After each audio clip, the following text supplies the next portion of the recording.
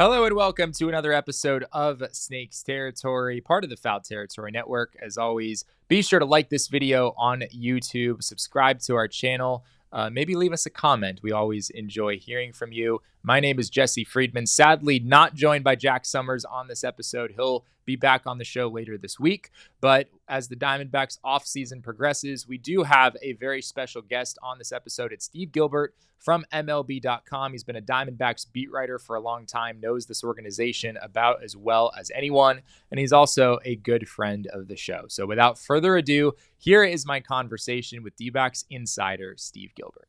Welcome back into another episode of Snakes Territory, as I mentioned earlier. And yes, we are here joined by the one and only Steve Gilbert of MLB.com. If you've been a Diamondbacks fan for a while, I think it's probably safe to say you've heard the name Steve Gilbert. If you haven't, I'm not really sure how that's possible. But Steve has had the great misfortune of putting up with myself and Jack Summers in the Diamondbacks press box the past several years. So, Steve, we are thankful that you are on the show today. We are also thankful for you putting up with me and Jack and our shenanigans for the past several years. Well, it's always interesting when you two guys are cooking something up stat-wise down at the other end of the press box. I learned a lot during my time with you for those few years, for sure. Cooking something up. That is a phrase that has been said often in reference to me and Jack, and probably rightfully so. Well, Steve, I know you of course have a lot of experience covering this team season after season.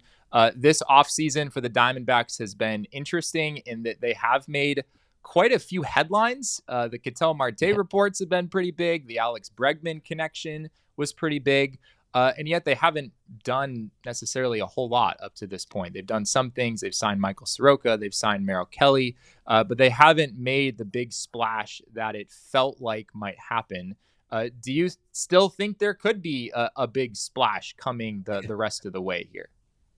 Well, as you referenced, I've done this for quite a while covering the Diamondbacks, and one thing I've learned is never to be too sure of what I think that is they're going to do, especially when it comes to the offseason. I didn't have Zach Greinke on my bingo card back in December of 2015 when I was heading out to dinner with my wife, and I got a text about a Ken Rosenthal report that Greinke was signing in Arizona, and I was like, it's not possible. Like $206.5 million. There's no way.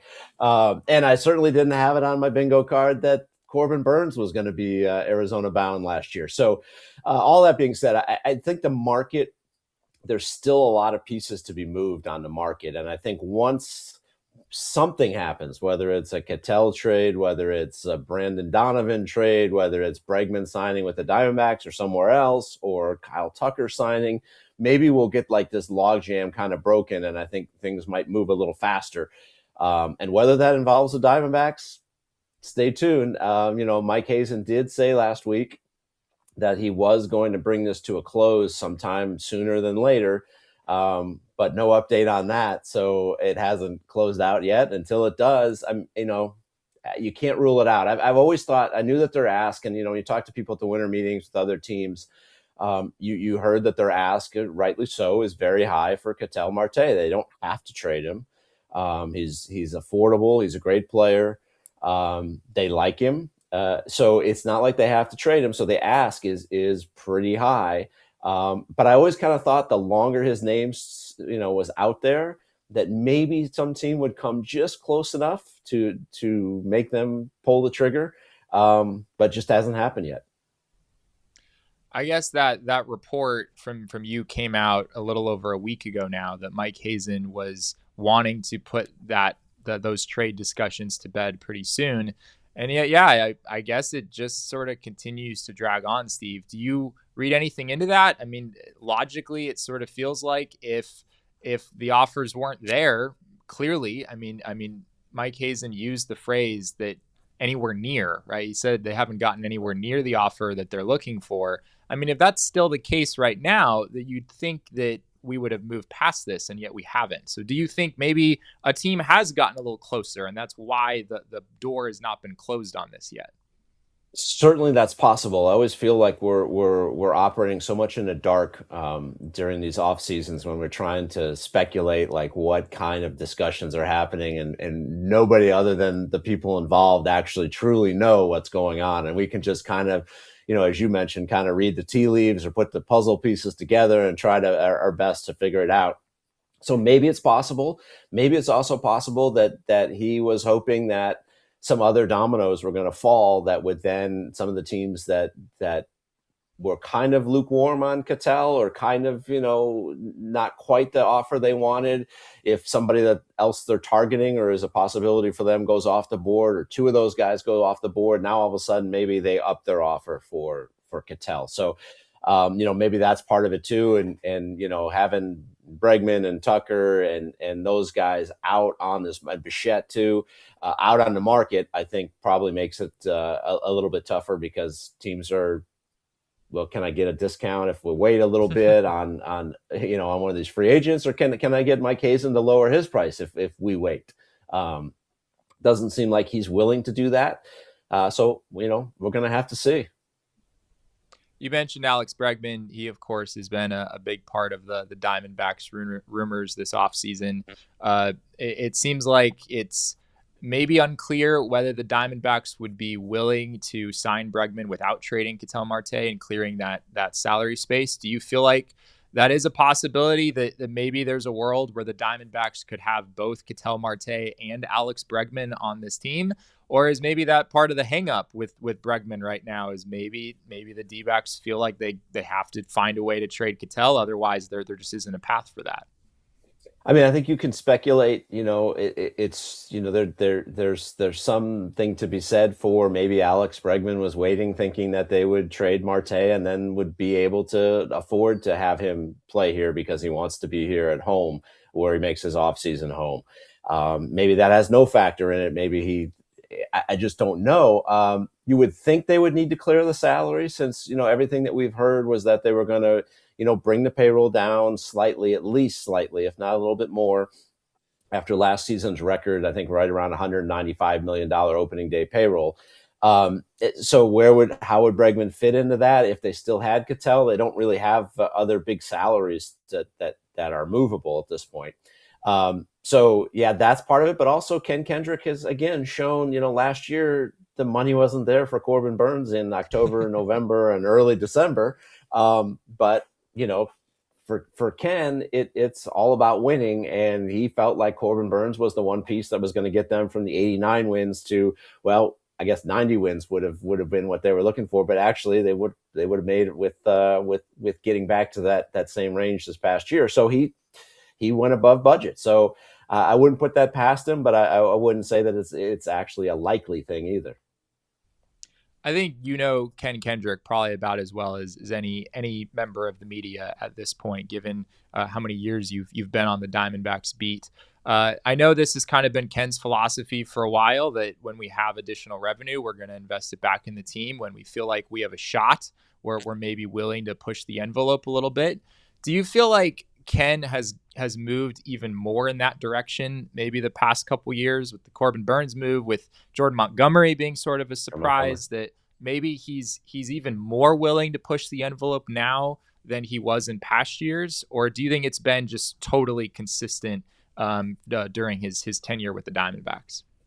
No, I think he has, and I think you were part of a group when we talked to him after it was either the Jordan Montgomery or the Corbin Burns thing, when we asked him about the money, and he said, "Well, we have more money coming in now," and that was after the World Series run, and then some of the money that they've been able to make renting out Chase Field for concerts and other things. All that money is new money, as I think he told us that day, and that all adds up. And again, like, I think that people can have issues with his ownership over the years. There's always fair critiques of those things, but I don't think he's ever been somebody who's put money in his pocket at the expense of the payroll. I don't think it's ever been a question of, they don't spend up to what they logically can spend. Maybe where they've spent it, maybe, certain hirings could be questioned, but I think he's always wanted to win. But I think certainly as he gets older, he said that, like he's getting older and more impatient, and they were close in 23. And when you get that close, it's really hard to turn away, especially given all the other circumstances. It's amazing how easy it is to forget that this Diamondbacks team was in the World Series just 2 years ago. It does not, with the roster they have and kind of where they stand going into 2026. It's like, oh yeah, this team was right there just a couple years back. Expanding beyond Bregman, beyond Ketel Marte. Of course, I think a lot of Diamondbacks fans are interested in the bullpen, which I'm sure comes as no surprise. You know this well yourself. This bullpen has not been great for a number of years. It's sort of been the Achilles heel of this organization, and it's one aspect of the roster that they haven't really touched this offseason up to this point, at least not with any major league moves. Where do you see the path being for the D-backs to improve the bullpen? Do you think it's safe to say that's something that will happen by the time opening day rolls around? I would be surprised if they don't add somebody. Very surprised if they don't add somebody before then. And Mike doesn't discuss free agents, doesn't discuss trade targets, but he did say that there are pathways to having somebody at least as a bridge until they get AJ Puck and Justin Martinez back. And it's really interesting. Last year, the bullpen was not good. Obviously, they look at the numbers. Even not a numbers nerd like myself could tell you that the numbers were bad. Right? You don't have to dig too deeply into them to find that out. But I do wonder what would have happened had Puck and Martinez stayed healthy. Sure. Because Shelby Miller, that was a great pickup by them. And we thought in spring training that it was a decent to above average, possibly bullpen with those two guys at the back end. And again, didn't happen. So that doesn't count. But to answer your question, I got a little off track there, speculating on what could have happened last year. But I do think that he's going to try to fix that pen some way. Now it's interesting in this market. What went first? All the back end closer types, right? That were out there. They got snapped up. It shows you how important other teams are taking this. So he's going to have to. Maybe they have somebody in mind that's kind of flown a little under the radar. Maybe there's a trade they feel like they can make to get somebody. So we'll have to see. But that's definitely an area for sure that if they don't correct, I'm sure they're going to be very disappointed about that. I know Mike used the phrase bridge closer. That's a phrase that's been floated around in terms of what they're looking for, that maybe it isn't the Devin Williams, the Pete Fairbanks, the guy who's well established in that role. Maybe it's more of an eighth inning type guy who could slide into the closing role and then step back into a setup role when Puck and Martinez are hopefully healthy. What do you make of that phrase bridge closer? I guess what does that sort of mean? Do you think Diamondbacks fans should maybe adjust their expectations that, maybe guys who are still out there and available in free agency could fit that description? Yeah, I think so. Or maybe somebody in a trade they feel like they can get would fit that description. I think it's probably an acknowledgement somewhat of that some of these top guys have come off the board. And again, like we talk about relievers all the time. It's such a fluid, it's such an inconsistent from year to year with most relievers that it's really hard to invest a ton of money in a closer unless it's one of a small handful of guys, right? So we'll see. I don't think they were going to play at that. I don't think they were going to dive into the pool at some of the costs that some of these closers were getting early in this offseason. So maybe they had to shift their plans and then shifted to more of a looking for a bridge closer till they get these other guys back. On the position player side, Steve, I know you reported recently that they would still like to add a right-handed hitting first baseman or DH. I know we've heard from listeners of the show talking about Lourdes Gurriel Jr. and the fact that he's going to be out for a few months. It feels like having a right-handed hitting outfielder would also provide some balance. Just imagining an outfield with Jake McCarthy, Alec Thomas, and Corbin Carroll, in there every day. That's a lot of left-handed bats. Do you think that grabbing an outfielder who's right-handed, could that be part of the plan here as well, or is it more just a DH first base type that they're looking for there? That could be part of it. I think, Barossa is a right-handed hitter that they like, that they think could play some center field for them. Don't discount Jordan Lawler getting Yeah. a long look in the outfield if he's not traded at some point this offseason.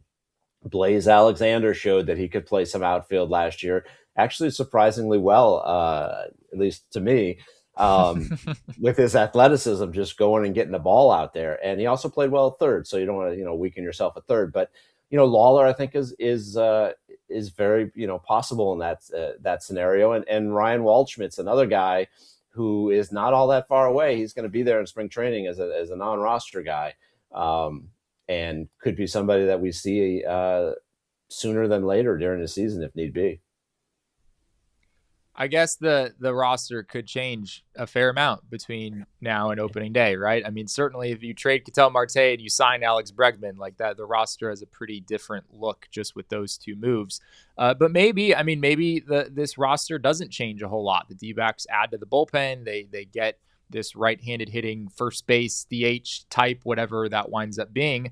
And the D-backs roll into 2026 with a pretty similar roster to what they had a year ago. I guess where I'm going is what do you think are the biggest X factors for this team going into this next season? It feels like there's a number of guys where the range of outcomes is pretty significant. Jordan Lawler, a name you just mentioned. Who are the guys that kind of come to mind of like, okay, if what they have right now is sort of like what they have on opening day, who are going to be those biggest key players? Well, I mean, Jordan Lawler would be one. I think Blaze Alexander is another. Is what we saw from Blaze those last 2 months of the season, is that something that is a sustainable thing for him and something he can carry forward? Pavin Smith, does Pavin Smith step up and develop finally into the hitter that they really believe that he is and stays healthy? Because I think you can count on the Morenos and the barring health issues, Moreno and Corbin, and if Ketel, if he's still with the team, and you Perdomo. So it's still the core of that lineup is still really good. It's just a matter of can they get some guys to step up for them on that offense. And the offense has not really been a problem for them the last couple of years, 3 years. It's more been on the pitching side. And so a big X factor for me is what are these guys going to look like when they come back from Tommy John surgery? Is Corbin Burns, is he going to be right back to being pretty good, really good? Is it going to take him a year like it does some guys? Sometimes for relievers, it's easier to come back. So do Puck and Martinez come back and have the same dominant type stuff that we thought they would have last year? So those are just some of the X factors that pop up for me. And is Brandon Pfaadt, is he going to put it together? Because if Pfaadt is good, and Nelson does what he did last year, and Merrill Kelly does Merrill Kelly things, the rotation is decent. You still need Eduardo Rodriguez to step up and do his thing, and Soroka to stay healthy and do some things. So I think there's a lot of question marks as it's constructed right now. I just feel like there's probably something out there that they're laying in the weeds on that's going to happen. Something we're not expecting, or something that we are expecting, but it's just taking longer. So we'll see. It just, and the only reason I say that is it's not like somebody's whispering that in my ear or anything. It's just watching these last two off seasons towards the end when you think, okay, this is what they got. Then all of a sudden they have something else. Yeah, the Jordan Montgomery move was sort of a shock, and the Corbin Burns move was sort of a shock. This Diamondbacks team has been anything but predictable the past couple of off seasons. Maybe we're totally off base with what we're kind of expecting them to do right now. Well, Steve, you sort of blew my mind in mentioning in your story pitchers and catchers report on February 11th, which is just over a month away. So Mike Hazen, I imagine, still has a number of things on his plate between now and then. Be interesting to see what happens. Before we get you out of here, Steve, I did want to transition to your Hall of Fame ballot, which I know this is pretty cool, an opportunity not very many people in the baseball world get to vote for the Hall of Fame. This was your first time getting that opportunity. You posted your ballot on Twitter, and I thought I would show it here to the people. Steve, I imagine this was probably difficult. Like, I feel like if I ever voted for the Hall of Fame, I would spend probably way too much time thinking about my decisions. But you wound up with Bobby Abreu, Carlos Beltran, Mark Burley, Cole Hamels, Felix Hernandez, Andrew Jones, and Chase Utley. So your ballot had seven players on it. Of course, could be theoretically up to 10. I'm curious, just sort of what were maybe the most challenging decisions for you, and what was this like voting in the Hall of Fame for the first time? Yeah, it was, you want to take it seriously because it is an honor and a privilege to be able to do something like that. So you don't just want to sit down and just start checking names or I know some people like to use the eyeball test, and that's their business. But, does a guy look like a Hall of Famer? Yes, no. But I wanted to I picked the brains of a number of different people. I looked at stats. For instance, Bobby Abreu wasn't somebody that when I first looked at the ballot, I thought Hall of Famer. But you look at his numbers, and they're surprisingly very good. It was Yeah. hard to not vote for him. I think the biggest challenge, and it will be going forward, and I think if voters are honest right now, they would tell you the same thing, is that judging pitching in this era now is going to be difficult. It's going to involve change. We're used to magic numbers, 300 wins, certain number of strikeouts, whatever that might be. Pitchers, it's different now. I mean, they don't, the wins aren't a thing. They don't pitch as many, they don't throw as many innings. So you kind of, I looked at that, and I thought Felix Hernandez, given the dominance over his peak, was a guy that deserved to be a Hall of Famer, even though he doesn't touch some of the numbers that previous Hall of Famers did. And then when that led to, well, how much different is Mark Burley than Felix Hernandez if you take over the length of Mark Burley, how long he did it for? So Mm. can I have Felix but not Mark? So then I went with Burley. And then you look at Cole Hamels, who has surprisingly really comparable numbers to those two. So how could I have those two on without him? So I think the pitching was the toughest part for me. And I think it will be for voters going forward, because they're going to have to adjust their standards, I believe, because I don't think we're going to see another 300 game winner unless Justin Verlander, somehow does it now. Well, certainly this is the correct ballot, Steve. There's only one correct Hall of Fame ballot, and it is Steve Gilbert's ballot. So just throwing that out into the ether. I guess this is sort of subjective. There's a million different angles that you could look at something like this.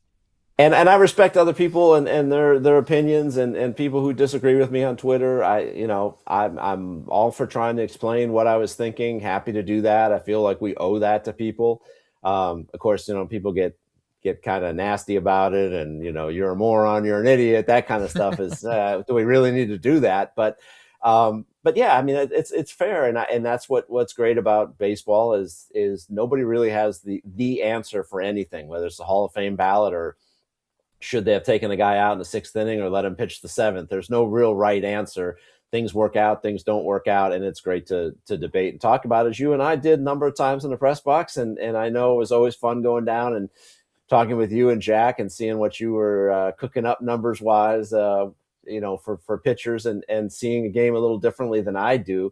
And I think that's great. I think I don't think it's is it scouts or stats. I think it's ridiculous debate. It's both. It's different ways of looking at the game. And I think smart front offices look at both things. And of course, in all those press box conversations, Jack and I always had the correct Of response. It course. was Yes.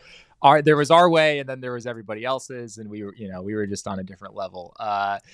No, well, we appreciate you once again for putting up with me and Jack's shenanigans for so many years. And you all should follow Steve on social media at Steve Gilbert MLB.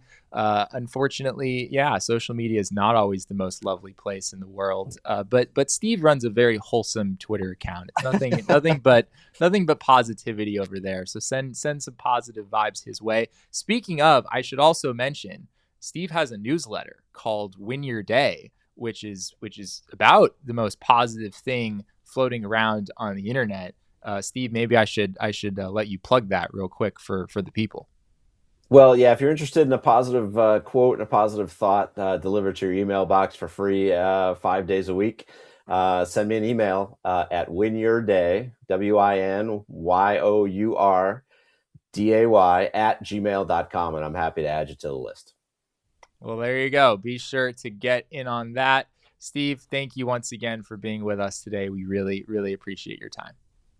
Jesse, no problem. My pleasure. Take care.